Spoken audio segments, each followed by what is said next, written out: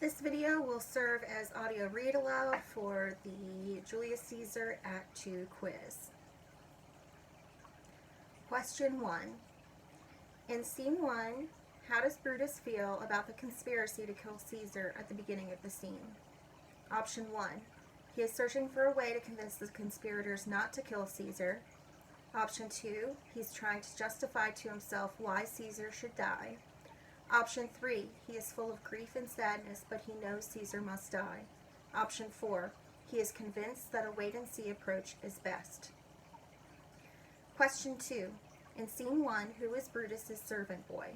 Option 1. Lucius. Option 2. Artemidorus. Option 3. Caius Ligarius. Or Option 4. Decius Brutus. Question 3. In Scene 1, which extended metaphor does Brutus use to describe the danger Caesar may pose if he gains more power? Option 1. Caesar is a fox in the chicken house of Rome. Option 2. Caesar is a storm that will soon rain down destruction on Rome. Option 3. Caesar is a lion who roams in the Senate and will devour the people. Option 4. Caesar is a snake still in an egg that will become dangerous if allowed to hatch. Question 4. In Scene 1, let's be sacrificers, not butchers. We shall be called purgers, not murderers. Identify the speaker. Option 1, Decius. Option 2, Brutus. Option 3, Cassius. Or Option 4, Antony. Question 5. In Scene 1, who rejects the idea of killing Antony as well as Caesar? Option 1, Brutus. Option 2, Casca. Option 3, Cassius. Or Option 4, Portia. Question 6. In Scene 1, how does Portia try to convince Brutus to tell her about the conspiracy? Option 1, she reminds him of their marriage vows. Option 2, she shows him a voluntary wound she made on her thigh. Option 3, she says she's nothing more than his harlot if he won't share his secrets with her. Or Option 4, all of the above. Question 7. Which quote best demonstrates the newest conspirator, Caius Ligarius' opinion of Brutus? Option 1. But are not some healthy that we must make sick? Option 2. Vouchsafe good morrow from a feeble tongue. Please accept my weak good morning. Option 3. I follow you to do I know not what, but it is enough that Brutus leads me on. Or Option 4. By all the gods that Romans bow before, I here give up my sickness. Question 8. In Scene 1, who volunteers to convince Caesar to go to the Capitol that day? Option 1, Decius. Option 2, Caius Ligarius. Option 3, Brutus. Or Option 4, Lucius. Question 9. In Scene 2, cowards die many times before their deaths. The valiant never taste of death but once. Identify the speaker. Option 1, Brutus. Option 2, Antony. Option 3, Caesar. Or Option 4, Cinna. Question 10. How is Caesar convinced to go to the Capitol? Option 1. Calpurnia's dream is reinterpreted by one of the conspirators. Option 2. The Senate will think Caesar is a coward who listens to the silly dreams of his wife. Option 3. Caesar is told that the Senate might change their mind about offering Caesar the crown. Or Option 4. All of these. Question 11. In Scene 2, why did the augurers, or priests, tell Caesar not to go to the Capitol that day? Option 1. They interpreted the supernatural events as signs that were warning Caesar. Option 2. The smoke from the sacrifice formed a message warning of harm to Caesar. Option 3. There was no heart in the beast that was sacrificed. Or Option 4. They learned of the plot to assassinate Caesar and wanted to try and save him. Question 12. In Scene 3, which character plans to give Caesar a letter warning him of the conspiracy? Option 1, Artemidorus. Option 2, Portia. Option 3, Calpurnia. Or Option 4, Decius. Question 13. Which of the following becomes very evident after the disagreements between Cassius and Brutus? Option 1, Brutus has become the new leader of the conspiracy. Option 2, Cassius regrets bringing Brutus into the conspiracy. Option 3, Brutus and Cassius will never get along. Or option 4, Cassius is the real brains of the conspiracy. Question 14.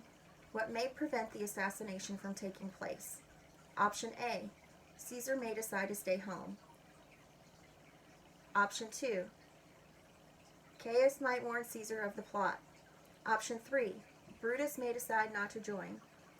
Or option 4, the conspirators might be too far away from Caesar to carry it out. Question 15. In scenes 2, 3, and 4, who tries to save Caesar? Option 1, Artemidorus. Option 2, Calpurnia. Option 3, the soothsayer. Or option 4, all of the above. In question 16, what can you infer about Brutus's state of mind based on Act 2, Scene 1, lines 1 through 9? Option 1. Brutus is awake at an unusual hour. While he is alone on stage, Brutus says, "I would it were my fault to sleep so soundly," in line 4. Brutus may be unable to sleep because he is preoccupied thinking about something or he feels troubled. Option 2. Brutus is awake at his normal time. While he is surrounded by others on stage, Brutus says, "I would it were my fault to sleep so soundly," line 4. Brutus may be unable to sleep because he is preoccupied thinking about his friendship with Caesar and how it must end.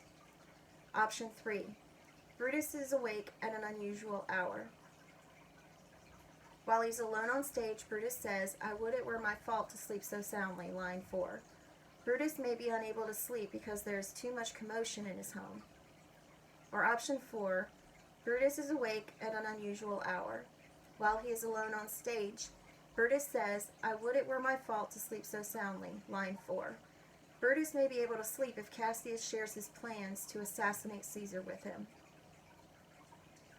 Question 17. What do Brutus's reflections in Act 2, Scene 1, lines 64 to 93 suggest about his state of mind? Select all that apply. Option 1. Brutus's reflections show that he is tormented by internal conflict over his decision to join the conspiracy against Caesar. Option 2. Brutus's reflections reveal that he is physically and mentally torn apart by his indecision. Option 3. Brutus uses similes to develop his inner turmoil. Or option 4, all of the above. Question 18. What does Brutus's response to the letter suggest about Cassius? Option 1. His passionate reaction shows how Cassius has been unable to use language in the letter to manipulate Brutus. Option 2. His unbothered reaction shows how Cassius has been unsuccessful in his mission of manipulating Brutus. Option 3. His passionate reaction shows how Cassius has been able to use language in the letter to manipulate Brutus. And option 4. His eager reaction shows how Cassius has been able to use language in the letter to manipulate Brutus. Question 19. What does the interaction between Portia and Brutus in Act 2, Scene 1, lines 253 to 288 suggest about their relationship? Option 1. The interaction between Portia and Brutus in lines 253 to 288 establishes a spiteful relationship with no concern about each other's well-being. Option 2. The interaction between Portia and Brutus in lines 253 to 288 establishes a distant relationship with a lot of strain and frustration. Option 3. The interaction between Portia and Brutus in lines 253 to 288 establishes a caring relationship with concern for each other's well-being. Or option 4.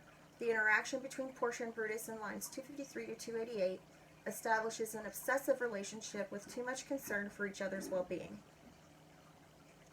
Question 20. How does Portia's explanation of her gesture of constancy in in Act 2, Scene 1, line 322, advance her purpose? Option 1. Portia uses her voluntary wound as a way of showing her weakness and demonstrating to Brutus that she is not strong enough to be considered equal to noble Roman men, line 323, and therefore unworthy of his trust. Option 2. Portia uses her voluntary wound as a way of proving her strength and demonstrating to Brutus that she is strong enough to be considered equal to noble Roman men, line 323, and therefore worthy of his trust. Option 3. Portia uses her voluntary wound as a way of proving her arrogance and demonstrating to Caesar that she is strong enough to be considered equal to noble Roman women, line 323, and therefore worthy of his trust. Option 4. Portia uses her voluntary wound as a way of proving her wisdom and demonstrating to Brutus that she is smart enough to be considered equal to noble Roman men, line 323, and therefore worthy of his trust. Question 21. Calpurnia dreamed that, option 1, a serpent hatched from an egg and bit Caesar. Option 2, a lioness was walking around the streets of Rome. Option 3, a statue of Caesar was filled with holes that was pouring out blood. Or option 4, an animal that was being sacrificed did not have a heart. Question 22. How does Shakespeare develop Caesar's character in Act 2, Scene 2, lines 1 through 137? Option 1. Shakespeare has various speakers orate speeches in which they reveal different aspects of Caesar's character directly to the audience. The way that the author does this is also known as direct characterization. Option 2. Caesar's willingness to be flattered and to go to the Capitol upon hearing that he is to receive a crown suggests that he was insincere in his earlier refusal of kingship in Act 1, Scene 2, and that he is indeed as ambitious as the conspirators suspect. Option 3. Decius's manipulation of Caesar demonstrates that Caesar's weakness lies in his vanity. Decius flatters Caesar by reinterpreting Calpurnia's dream, in which Caesar's statue, like a fountain with 100 spouts, did run pure blood, and many lusty Romans came smiling and did bathe her hands in it, lines 82 to 84, as a vision fair and fortunate, line 89. Option 4. Caesar's conversation early in Act 2 with Cassius reveals that Caesar is more interested in becoming a father than the king of Rome. Or option 5, both B and C, or both option 2 and 4, or 2 and 3. Question 23. How does Caesar's response to Decius develop Caesar's character? Option 1. Caesar's response to Decius suggests that he is easily flattered and swayed.